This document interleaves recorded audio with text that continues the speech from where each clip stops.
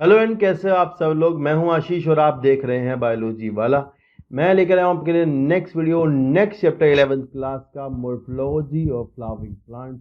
इसको हम स्टार्ट करने वाले हैं। पहले के हमने 4 चैप्टर जो पहली यूनिट 11th क्लास के उसको हमने पूरा कर लिया है।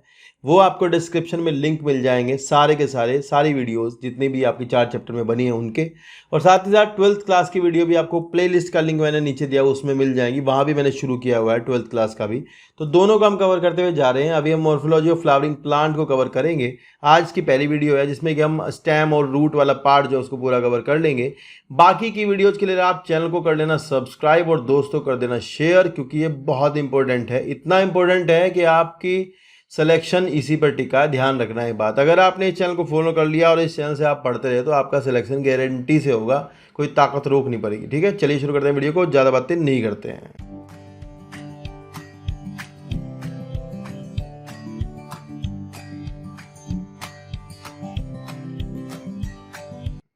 तो यह पहली बात हमारी यहाँ लिखी हुई है कि the wide range in the structure of higher plants will never fail to fascinate us, even though the angiosperms show such a large diversity in external structure of morphology। तो भैया देखो, मॉर्फोलॉजी का मतलब आपको पता ही होना चाहिए सीधा सीधा क्या है। मॉर्फोलॉजी मतलब बाहरी कैरेक्टर स्ट्रक्चर सामने की जो दिखती है उसको अगर हम डिस्क्राइब कर रहे हैं तो मतलब मॉर्फोलॉजी को डिस्क्राइब कर रहे हैं। ठीक है ना। लिखा है they are all characterize by presence of root, stem, leaf, flowers etcetera, fruits वगैरह, ये सब आपको मॉर्फोलॉजी में आएगा। लिखा है in chapter 2 and 3 we talked about the classification of plant based on morphological and other characteristics, and for many successful attempt at classification and at understanding any higher plants, or for that matter any living organism, we need to know standard technical terms and standard definitions. We also need to know about the possible variations in the different parts found as adaptation in the plants to the environment, adaptations to various habitats for protection, climbing, storage. मतलब यहाँ हम पढ़ेंगे कि जो plant है वो tendrils क्यों बनाते हैं, प्लांट्स कांटे थोन्स क्यों बनाते हैं, प्लांट स्टेम में मॉडिफिकेशन क्यों करते हैं, लीफ में मॉडिफिकेशन क्यों करते हैं, अडेप्ट होने के लिए क्या क्या चेंज करते हैं, ये सब हम यहाँ पढ़ने वाले हैं। लिखा है if you pull out any weed you will see that all of them have roots and stems and leaves.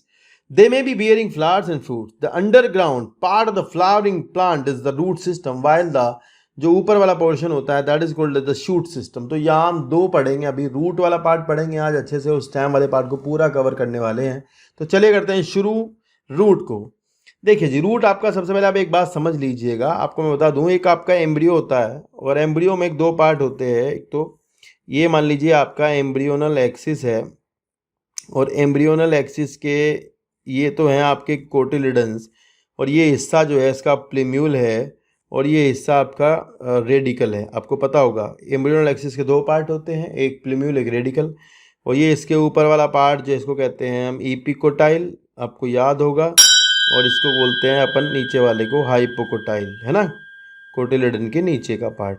ठीक है, तो इसके बारे में बात कर रहे हैं। अभी हम बात करेंगे रेडिकल की। तो रेडिकल जो है उससे एम्ब्रियो के रेडिकल वाले पार्ट से जब इमर्ज आउट होती है structure that is called as the root.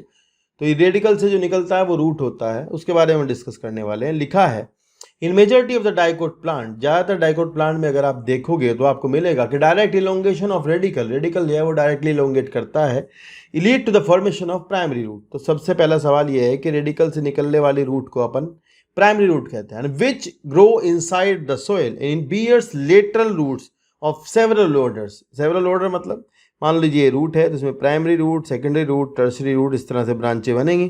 तो ये कहलाएंगी primary, secondary, tertiary and so on. अगर इस तरह से ब्रांच निकल रही होती हैं रूट सिस्टम में तो हम बोलेंगे that all branch with primary root constitute the tap root system. सारी ब्रांच मिला करके और जो मेन रूट है उसको मिला करके कहते हैं टैप रूट सिस्टम। तो लिखा है the primary root and its branch constitute the tap root system as seen in the mustard. तो यार देखो, मस्टर्ड ये डाइकोट प्लांट है तो वहाँ आपको आराम से देखने को मिल जाएगी।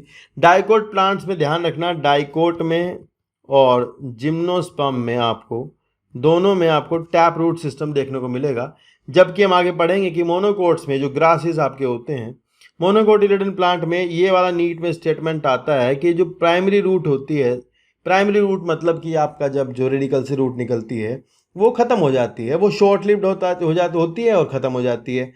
फिर क्या होता है, and replace by a large number of roots, these roots originate from the base of the stem and constitute the fibrous root system. तो भाई ये सवाल है इंपॉर्टेंट, सवाल आएगा कि मोनोकोट स्टेम में रेडिकल से निकलने वाली रूट तो हो जाती हैं ख़त्म, पर उसके बाद में नीचे से बेस ऑफ द स्टेम से बहुत सारी रूट्स आपको इस तरह से इमर्ज आउट होती हुई दिखाई देंगी, जिनको अपने बोलते हैं फाइब्रस रूट। तो ये सवाल ध्यान रखेंगे कि fibrous roots are not primary roots, they are not emerging from the radicle, because the roots are emerging from the radicle, they are short lived and they will die after some time. Then the roots are coming from the base of the stem are called as the fibrous root system. अब important बात ये है कि भैया fibrous root system के बारे में एक सवाल क्रिएट होगा, क्योंकि प्लांट में हम पढ़ेंगे आगे चल करके ऐसी रूट या ऐसा कोई पार्ट जो कि ऐसी रूट मतलब जो किसी रूट से जो स्टेम से, लीफ से या प्लांट के किसी अन्य दूसरे पार्ट से निकलती हों, उन्हें एडवेंटिशियस रूट्स कहते हैं। Adventitious roots are those roots they are emerging out of the any part of the plant, जैसे स्टेम हुआ, लीफ हुआ, वहाँ से निकलती हों तो उन्हें एडवेंटिशियस कहते हैं। अब भैया फाइब्रस रूट्स भी कहाँ से निकल रही हैं, बेस ऑफ द स्टेम से निकल रही हैं। तो क्वेश्चन क्या बनेगा, क्वेश्चन बनेगा कि जो फाइब्रस रूट्स हैं क्या वो एडवेंटिशियस रूट्स हैं? तो आप कहोगे हाँ जी सर जी ये तो एडवेंटिशियस हैं। तो ये सवाल आपको ध्यान रखना है, ये बहुत पूछा जाएगा, इंपॉर्टेंट क्वेश्चन है और आएगा कि फाइब्रस रूट्स भी जो है वो एडवेंटिशियस रूट्स होती हैं। ये क्वेश्चन है, याद रखना है, ठीक है। चलिए फिर यहाँ लिखा है कि इन सम प्लांट्स लाइक ग्रासेस, ये एग्जाम्पल नोट करने हैं यहाँ से कि ग्रासेस में, मॉन्स्टेरा में, बैनियन ट्री में, इनमें आप देखोगे तो आपको इनमें आराम से रूट जो है वो प्लांट के दूसरे पार्ट से निकलती हुई दिखाई देंगी, जिन्हें हम एडवेंटिशियस रूट्स कहते हैं। और यही सवाल है, लिखा है the main function of the root system the absorption of water and minerals from the soil, providing a proper anchorage to the plant part, storing reserve food material and synthesis of plant growth regulator. ये एक सवाल मुझे अच्छा लगता है कि यहाँ से पूछ सकते हैं कि क्या रूट जो है वो प्लांट हार्मोन को बनाती हैं। तो ये ध्यान रखना कि हाँ भैया रूट जो है वो प्लांट हार्मोन की सिंथेसिस करती हैं, यानी साइटोकाइनिन वगैरह यहाँ बनाया जाता है, ये बात आप ध्यान रखना, ठीक है। चलिए फिर आगे यहाँ डायग्राम दिखाए गए हैं, ये आपका मेन रूट है, लेटर रूट है, फाइब्रस रूट्स हैं और ये बाकी एडवेंटिशियस रूट्स भी दिखाई गई हैं, ठीक है। चलिए यहाँ पर एक डायग्राम दिखाया गया है जिसमें रूट के कुछ पार्ट दिखाए गए हैं, तो ध्यान से इसे अपन देखेंगे। इसमें आपको दिखाई देगा, ध्यान से अगर देखोगे तो यहाँ पर रूट की जो टिप होती है, रूट की टिप को अपन कह रहे हैं रूट कैप। ये क्या है, रूट कैप है। तो रूट कैप के 1 मिलीमीटर अगर आप पीछे जाओगे, मैं बता दूं यहाँ पर अगर आप 1 मिलीमीटर पीछे जाओगे तो आपको सब टर्मिनल रीजन पर, मैं यहाँ लिख देता हूँ एक वर्ड, सब टर्मिनल रीजन पर आपको एक जगह दिखाई देगी जहाँ पर बहुत सारी मेरिस्टेमेटिक सेल्स होती हैं जो कि डिवाइड करती हैं। तो ये सवाल बनता है कि रीजन ऑफ मेरिस्टेमेटिक एक्टिविटी के जस्ट पीछे अगर आप जाओगे तो वहाँ पर आपको कुछ सेल्स मिलेंगी जो डिवाइड करती हैं, वो आपका रीजन है, रीजन ऑफ मेरिस्टेमेटिक एक्टिविटी, ठीक है। वहाँ से सेल जो है डिवाइड करती हैं, उसकी सेल जो है वो आपकी प्लांट की रूट जो होगी, रूट की ग्रोथ करने में मदद करती हैं। फिर यहाँ से सेल जो है पीछे जो है इसके प्रॉक्सिमल पर पीछे जाएंगी, तो यहाँ पीछे जो होगा वो आपका रीजन ऑफ इलोंगेशन होगा। यहाँ की सेल जो है रूट की लंबाई जो है बढ़ाने में मदद करती हैं, ये ध्यान रखोगे। और यहाँ सेल जो है वो जब यहाँ पर डिफ्रेंशिएट होती हैं, मैच्योर होती हैं, उसके बाद वो रीजन ऑफ मैच्योरेशन बनता है, ठीक है। तो परमानेंट सेल जो है वो पीछे पीछे होती जाती हैं और आगे मेरिस्टेमेटिक सेल्स बढ़ती जाती हैं। पर ये ध्यान रखना है मेरिस्टेमेटिक सेल बिल्कुल टिप पर नहीं होती, उसके आगे रूट कैप होती है, ठीक है। उसके बारे में हम बात कर लेंगे कि कुछ सेल्स होती हैं जो यहाँ पर रूट कैप बनाती हैं, मतलब रूट कैप आगे बनाती हैं, बाकी रूट पीछे बनाती हैं, ये वाली बात ध्यान रखोगे। फिर जो रीजन ऑफ मैच्योरेशन है, यहाँ से एक बहुत अच्छा सवाल आता है, हमेशा से ही पूछा जाता है, पूछते हैं कि रूट हेयर कहाँ से निकलते हैं। तो आप ध्यान रखोगे सवाल बनेगा कि root hair emerge out from the region of maturation, and very important question it is, ये ध्यान रखना है, बहुत बहुत बहुत इंपॉर्टेंट क्वेश्चन है कि भैया रूट जो है हेयर कहाँ से निकलते हैं, रूट हेयर जो है रीजन ऑफ मैच्योरेशन से निकलते हैं, ठीक है। चलिए तो अभी अपन पढ़ लेते हैं इस पैराग्राफ को। यहाँ क्या लिखा है, लिखा है the root is covered at the apex by a thimble like structure root जो है वो आपके टिप पर पाए जाते हैं, उसकी टिप पर एक थिम्बल लाइक स्ट्रक्चर है, that is called as a root cap. अब मैं आपको एक बात बताता हूँ, जिन प्लांट में रूट कैप नहीं होती उनमें मिलती है रूट पॉकेट। रूट पॉकेट, तो रूट पॉकेट के एग्जाम्पल है जैसे पिस्टिया, ठीक है, और Eichhornia, Eichhornia, water water hyacinth कहते हैं इसको, इकोर्निया को, इसको कहते हैं वाटर लेटस। तो भैया इनका क्या है, इनमें ना रूट तो मतलब इनको ना पानी में सीधे खड़े रहना होता है, तो पानी में सीधे खड़े रहने के लिए इनके पास पाई जाते हैं रूट पॉकेट, जिसकी मदद से आराम से ही सीधे सीधे पानी में खड़े रहेंगे, है ना, ये ध्यान रखना। तो लिखा है कि root is covered at the apex by a thimble like structure called the root cap and it protects the tender apex of the root as it makes its way through the soil a few millimeter like 1 millimeter, है ना, above the root cap is a region of meristematic activity and the cell of this region are very small। ये सवाल यहाँ से आएगा, इसकी cell की property पूछी जाएंगी। थिन वॉल्ड है एक पॉइंट, दूसरा पॉइंट डेंस प्रोटोप्लाज्म है, और तीसरा पॉइंट है डिवाइड रिपीटेडली। तो ये सवाल बन सकता है यहाँ से कि मेरिस्टेमेटिक रीजन की एक्टिव वो बताओ, मतलब जो उसकी प्रॉपर्टीज होती है वो।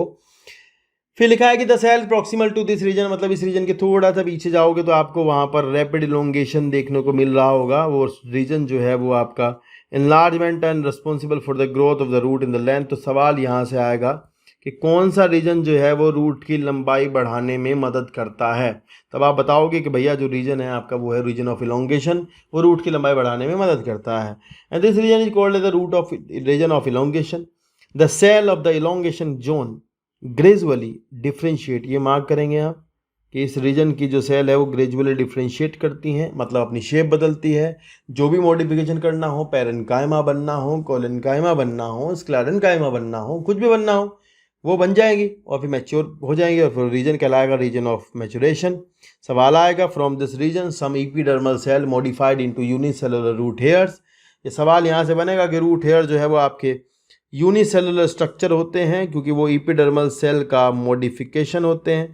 एपिडर्मिस की सेल मॉडिफाई होती है और सिंगल सेल रूट हेयर बनाती है, जो कि वहाँ वाटर एब्जॉर्प्शन के लिए सरफेस एरिया का निर्माण करता है, वाटर एब्जॉर्प्शन के लिए सरफेस एरिया को बढ़ाता है। ठीक है ना बात। तो चलिए, ये तो था यहाँ तक का रूट वाला पार्ट। इसके बाद जो हेडिंग हमारा that is the modification of root. यहाँ से बहुत सारे सवाल बनते हैं। हालांकि अब जो नई एनसीईआरटी आई है उन्होंने इसे काट दिया है, पीछे वाला पैराग्राफ भी काट दिया है, तो उसमें नहीं दिया गया है ज़्यादा। तो अभी क्या है कि पता नहीं क्यों इतना ज़्यादा काट दिया है, मैं तो लगता नहीं, पर नीट तो है वो आपका पूछेगा ही, चाहे काटा हो चाहे नहीं काटा हो। 1-2 साल बाद की बात अलग है, अभी तो आपको ये सब पढ़ना ही पड़ेगा। तो चलिए शुरू करते हैं मॉडिफिकेशन ऑफ रूट को। और रूट इन सम प्लांट्स, अब देखो यार रूट जो है वो अलग अलग तरह से मॉडिफाई होती है, कहीं फूड बनाती है, कहीं सपोर्ट करती है, कहीं कुछ करती है। ठीक है, तो यहाँ हम देख रहे हैं 3 तरह से मॉडिफिकेशन उन्होंने बताया है। लिखा है root in some plants change their shape and structure and become modified to perform function other than absorption and conduction of water and minerals, like they are modified to support के लिए, storage of food के लिए and respiration. 3 तरह का modification यहाँ बताया गया है, सपोर्ट वाला, स्टोरेज ऑफ फूड वाला और रेस्पिरेशन का। Tap root of carrot turnip and adventitious roots of sweet potato. अब यहाँ क्वेश्चन छुपा है। सवाल है कि जो आपकी कैरेट है, सवाल है कि carrot and turnip they both are the modified tap root, ये क्वेश्चन बनेगा, दोनों मॉडिफाइड टैप रूट है। And adventitious roots of sweet potato, sweet potato जो है वो क्या है, एडवेंटिशियस रूट का मॉडिफिकेशन है। ये भयंकर लेवल का सवाल है भाई, ये भयंकर सवाल है, आता है, ध्यान रखना, इंपॉर्टेंट बनेगा ये, पूछा जाएगा यहाँ से। एडवेंटिशियस रूट का मॉडिफिकेशन है स्वीट पोटैटो, और ये भी ध्यान रखना कि स्वीट पोटैटो रूट है, स्टेम नहीं है, जबकि पोटैटो रूट स्टेम है ना। And get swollen and store food. Can you give some more examples? Have you ever wondered what those hanging structure that support the banyan tree? तो आपने देखा होगा कि बैंयन ट्री में कुछ एडवेंटिशियस रूट्स लटकी हुई दिखाई देती हैं, उनको हम कहते हैं प्रॉप रूट्स। तो ये सवाल आएगा यहाँ से कि प्रॉप रूट कहाँ मिलती है, बैंयन ट्री में मिलती है, ये वाली बात आप ध्यान रखोगे। फिर उसके बाद लिखा है कि similarly the stem of the मेज एंड शुगर कैन। तो आप मेज और शुगर कैन में आप देखोगे, अगर मैं यहाँ ड्रॉ करूँ, जैसे मेज का प्लांट है मान लो, तो इसमें पता क्या होता है यार, इसमें ये होता है यहाँ पे ना, यहाँ पे नीचे नीचे वाली नोड से ना ऐसे ऐसे ऐसे करके कुछ रूट्स निकली रहती है, क्योंकि वीक स्टेम होते हैं, बहुत मजबूत तो होते नहीं है, तो इनको सपोर्ट करने के लिए कुछ रूट चाहिए होती है। तो इसमें lower node of the stem से ना, lower node of the stem, base of the stem ना लगा देना भाई, lower node of the stem से निकलती हैं रूट, उनको कहते हैं स्टिल्ट रूट। तो क्वेश्चन ये बहुत इंपॉर्टेंट बनेगा, ध्यान रखना है कहाँ से निकलती है। Lower node of the stem से निकलती हैं कुछ रूट्स मेज में और शुगर कैन में, और वो आपकी जो है सपोर्ट करती है, तो ये ध्यान रखेंगे, ठीक है। They are also adventitious. फिर नेक्स्ट है सम प्लांट, जैसे कि राइजोफोरा, और इसके साथ में मैं एग्जांपल पहले दूंगा यहाँ, इसके साथ में गिफ्ट में मिलेगा एविसीनिया, ये आता है साथ में लिखा हुआ, राइजोफोरा एविसीनिया, या फिर मैनग्रूव प्लांट ऐसे लिखा हो अगर मान लो, तो आप देख लेना यही होगा। और इनमें क्या होता है कि ये दलदल यानी मार्शी यानी स्वैम्पी एरिया में रहते हैं, तो वहाँ रेस्पिरेशन के लिए इनमें से कुछ रूट निकल करके निगेटिवली जियोट्रॉपिक यानी पृथ्वी के गुरुत्वाकर्षण बल के विपरीत, जियोट्रॉपिक यानी आपके ग्रेविटेशन के उल्टा ज़मीन के बाहर निकलती हैं, ठीक है, ज़मीन के बाहर निकलती है। ज़मीन के बाहर निकलती हैं क्यों? रेस्पिरेशन करने के लिए, ऑक्सीजन के लिए, रेस्पिरेशन करने के लिए, ये सवाल आता है। तो ये ध्यान रखना है कि pneumatophores are roots are present in Rhizophora and Avicennia and they help in respiration or oxygen transport, gaseous exchange, and they are present in swampy area वाले प्लांट जो होते हैं उनमें होती हैं। एक सवाल यहाँ राइजोफोरा का और बनता है, ये पूछते हैं कभी कभी कि वीवी पैरस जर्मिनेशन किस में देखने को मिलता है। तो वीवी पैरस जर्मिनेशन का मतलब है क्योंकि नीचे तो स्वैम्पी एरिया है, तो इनमें प्लांट पर रहते हुए ही सीड जो है वो जर्मिनेट कर जाता है, और ये सवाल आता है, तो ध्यान रखेंगे, इंपॉर्टेंट है, ठीक है। चलिए नेक्स्ट पेज पर कुछ फोटो दिए गए हैं भैया, इन फोटो से भी कुछ सम्मान देंगे इन्हें थोड़ा थोड़ा। तो जैसे पहला फोटो टर्निप है, टर्निप आपका होता है ब्रासिका रैपा, ठीक है, ये है। और कैरोट आपका है डॉकस कैरोटा, ठीक है। स्वीट पोटैटो है आपका। तो यहाँ पर हम देखेंगे, यहाँ शेप की बात है, तो भैया गाजर की जो शेप है ये तो होती है कॉनिकल, इससे मैं मानता हूँ ये सवाल बनेगा।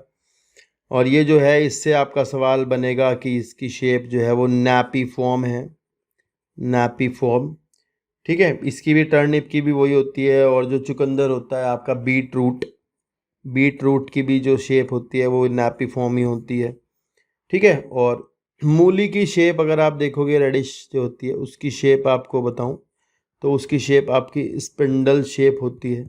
यहाँ इन फोटो से क्वेश्चन बना सकते हैं, मे बी दे बना दे सवाल, ठीक है ना, ध्यान रखना। और ये ट्यूबर है, ठीक है, ट्यूबर। चलिए फिर एक और फोटो है, यहाँ पर दिख रहा है, ये इसमें दिख रहा है, तो इसके लिए आप लिख लो यहाँ पर के ये हैं फेसिकुलेटेड रूट्स, और भैया इनके लिए लिखते हैं ट्यूबर इन क्लस्टर, ये भी बोलते हैं इसको।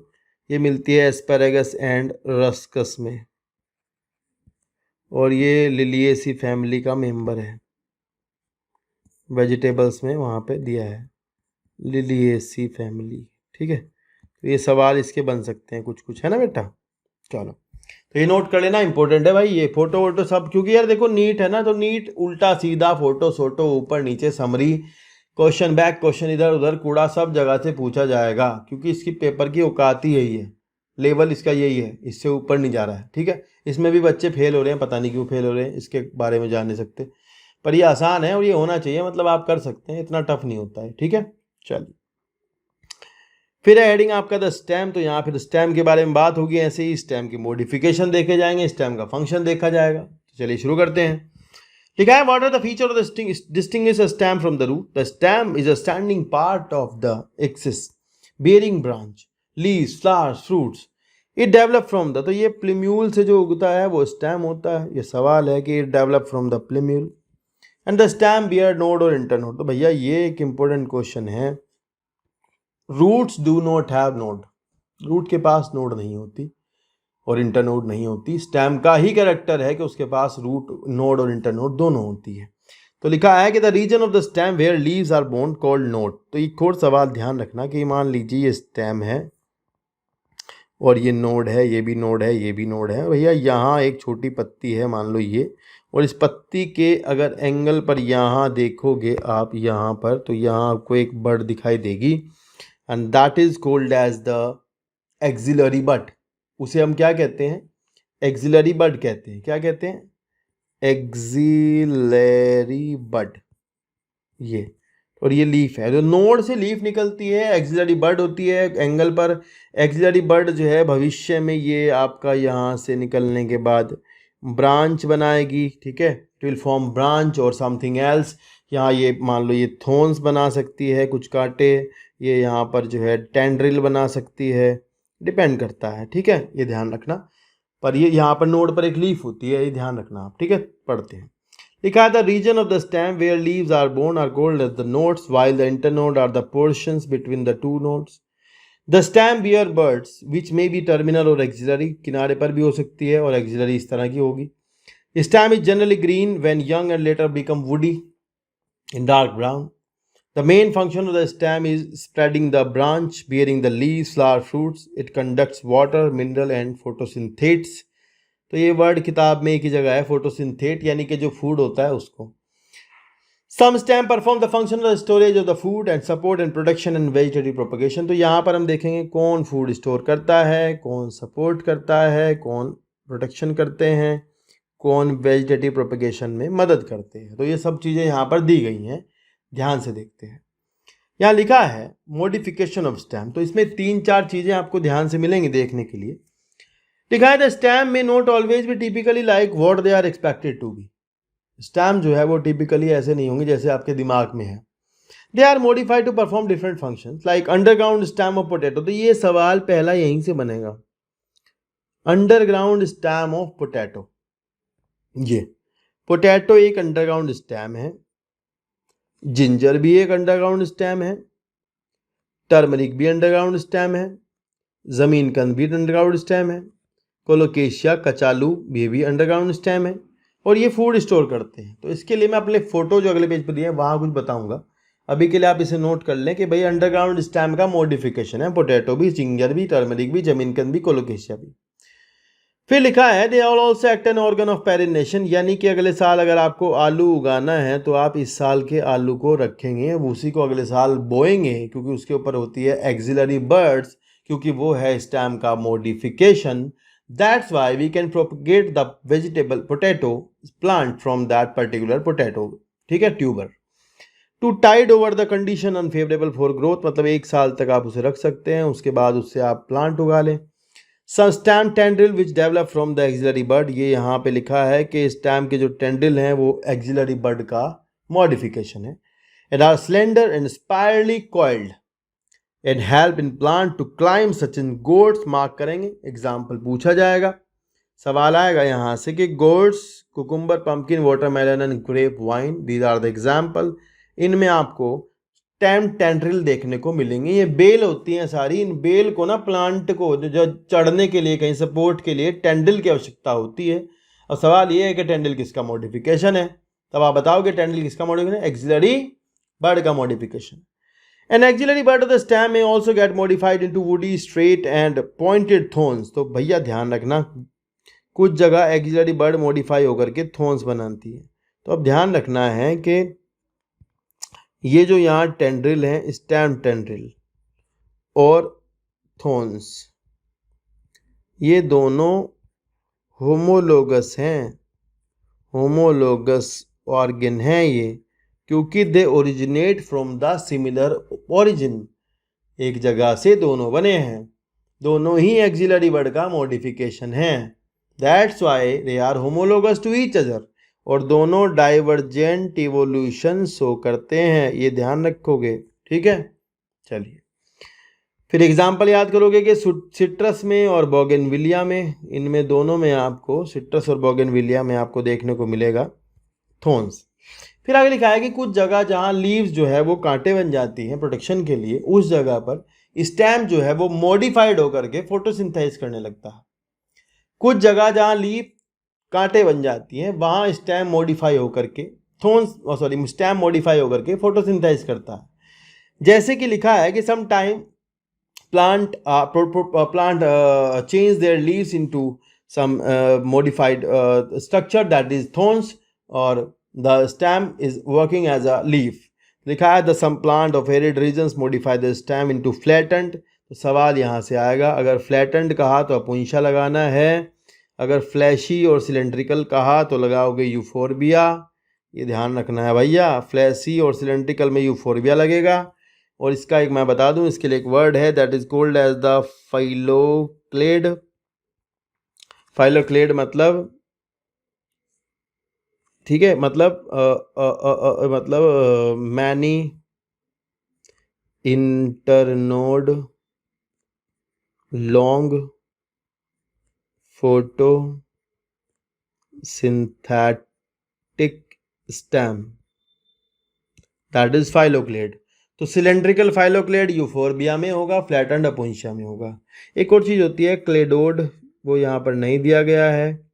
क्लेडोड अगर होगा तो वो वन इंटरनोड लॉन्ग, कितना, वन इंटरनोड लॉन्ग, और शोइंग द लिमिटेड ग्रोथ, और वही है फोटोसिंथेटिक स्टेम। इसके एग्जाम्पल ले लो आप, एग्जाम्पल में रस्कस लिख लो, है ना ये, और इसकी ग्रोथ अनलिमिटेड है, अनलिमिटेड। ठीक है बाबू, तो ये दो सवाल बन सकते हैं। मे बी फाइलोक्लेड तो आ सकता है क्योंकि दिया हुआ है ना भाई, फाइलोक्लेड पूछ लेंगे। ठीक है, चलो। They contain chlorophyll and carry photosynthesis. तो अब यहाँ ये फोटो है, इस फोटो पे भी थोड़ा रिसर्च कर ले। पहला फोटो दिया है जिंजर का। जिंजर का जो स्टेम है ये, इसकी खास बात है कि हॉरिजॉन्टल अंडरग्राउंड स्टेम है और इसके ऊपर स्केली लीव्स हैं। इसे कहते हैं राइजोम। ठीक है, टर्मरिक में भी यही मिलेगा और जिंजर में भी राइजोम ही होता है। जमीन कंद में मिलता है कॉम, और कॉम की खास बात होती है कि स्वॉलन बेस ऑफ स्टेम, इसे कहते हैं कॉम।